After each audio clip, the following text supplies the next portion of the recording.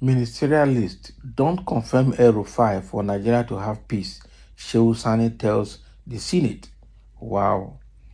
This issue of El-Rufai, people have seen the way El-Rufai handles security issues in Kaduna. Sorry, in Kaduna, yes, when he was the governor, okay, the way he supervised the killing of the Christians in southern Kaduna is actually a very, very terrible one.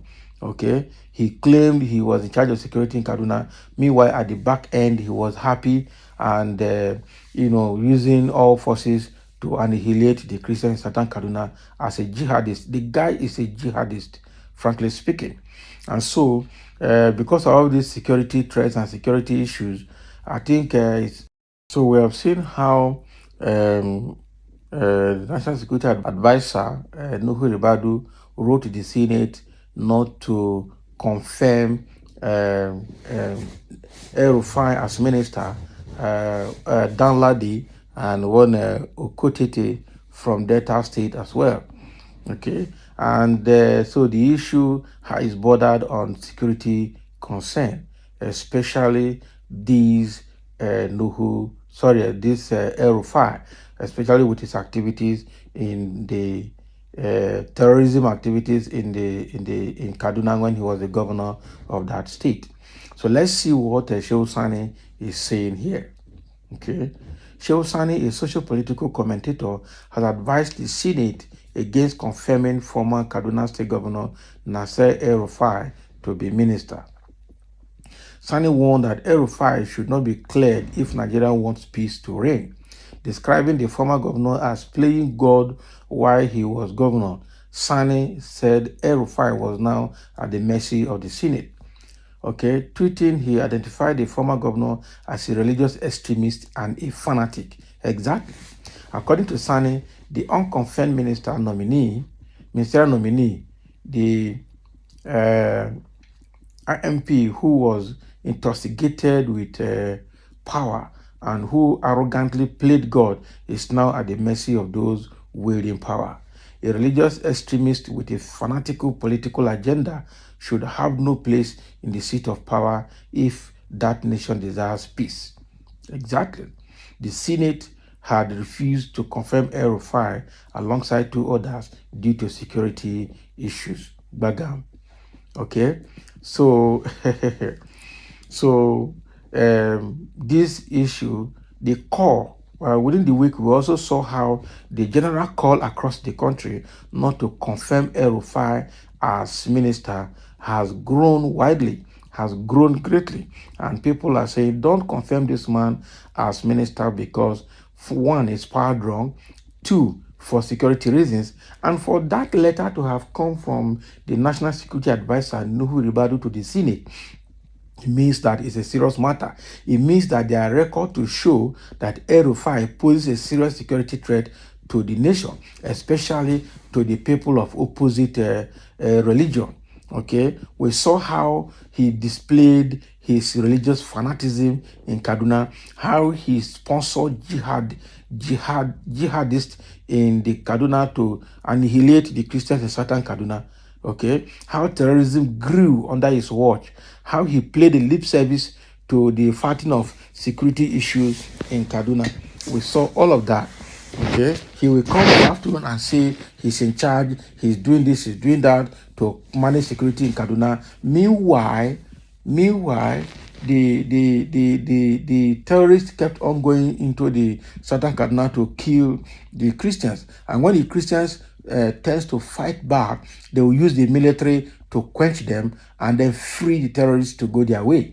So we saw all the things he did in Kaduna, and that means that such person is not fit to be a minister of a nation like Nigeria. Okay, so but unfortunately, Tinubu is putting people that will protect his interests, not the people that will protect Nigerian interests. So we just hope that both the Senate and Tinubu will listen to this call not to confirm what is his name, El-Rufai as minister. We saw how El-Rufai's son was also becoming very arrogant. Okay, just because the father was the governor and the father was also arrogant and power drunk. So this kind of family is not the kind of family you are allowed to get close to power. Unfortunately, both Tinubu and his family too are not better off. They are best of the same feather when it comes to how they are power drunk, when it comes to how they see power and position as their birthright, and how they see things, belonging to them. So when you look at even all the people that have been cleared, you see that they have one baggage or the other on their head, baggage of corruption, baggage of issues to be cleared. But unfortunately, the Senate, being a rubber stamp Senate as well, has also approved so many of them. If not, who among them, including the senators themselves, that do not have corruption case on their neck? I've not seen anyone. There is always one thing or the other hanging on their neck. So it's a government of the corrupt by the corrupt and for the corrupt. That is the way it is right now in Nigeria. And it's quite unfortunate that we're in this situation. How can we be managed by people who have corrupt cases on their head? How can we continue running a nation like this and accept and expect development and expect something good to happen to us as a people? It can't happen. It really can't happen. Somebody says, Sani, the irony of it is that El-Rufai is not even desperate to serve any longer, as he told us. Okay, it was Tinubu that wants him in his government for some tasks, so they will find a way around it. The Senate is just playing a drama. He will get confirmation. So the truth is this. El-Rufai saying that he's not ready to serve is also a lip service, a lie. The guy will still want to remain relevant in power. That is the way I see it. So it is two things. El-Rufai still want to be in power. Tinubu still want him to protect his back as well. So just like it's been said here, they will still find a way to clear them. They will still clear them. That is the truth. So all these ones that are doing just show of power, what is going to happen is that they will pass back and what we are going to see in publications that they have been cleared. That one will never require Senate to sit together again. They will just pass back and say the controversial issues identified have all been cleared. And then the people will approve them or confirm them, and then they will continue. It's kind of unfortunate that we have this kind of government in Nigeria, and it's not helping us. It's obviously not going to help us. Okay, so that is what is happening here. Shehu Sani has called. Almost all Nigerians are saying that this man should not be confirmed because he is not fit to be a minister of a country that wants to move forward, because he's a security threat to the nation. If he was a security threat as a governor in a state, then he will be a security threat to a nation as a minister of the Federal Republic of Nigeria. And the only way to alleviate that problem is to ensure that he is not confirmed. Unfortunately, it's not going to happen. They will still confirm him because they are members of the same group. Quite unfortunate.